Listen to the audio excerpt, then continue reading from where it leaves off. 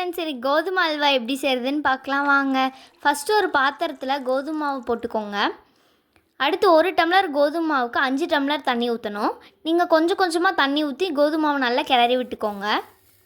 அடுத்து இந்த மாவு ரெடி பண்ணிகிட்டு இருக்க டயத்தில் நம்ம கேரமல் ரெடி பண்ணிடலாம்.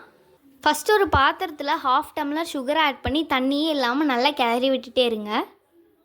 இது ரெடி ஆகிட்டு இருக்க டயத்தில் நம்ம ஒரு பாத்திரத்தில் கீ ஆட் பண்ணிக்கோங்க. அடுத்து ரெடி பண்ணி வச்சுருக்க கோதுமை மாவு ஆட் பண்ணிக்கோங்க. பார்க்க தண்ணியாக தான் இருக்கும். நீங்கள் கிளறி விட்டுட்டே இருந்தீங்கன்னா கெட்டி பதத்துக்கு வந்துடும். கை எடுக்காமல் நல்லா கிளறிக்கிட்டே இருங்க.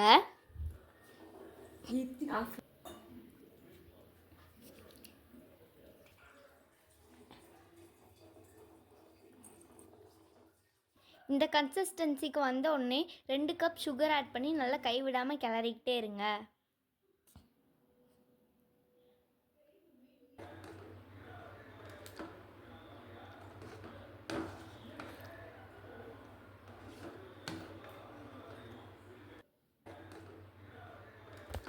இப்போ நம்ம ரெடி பண்ணி வச்சுருக்க கேரமல் ஆட் பண்ணி நல்லா கிளறி விட்டுட்டே இருங்க.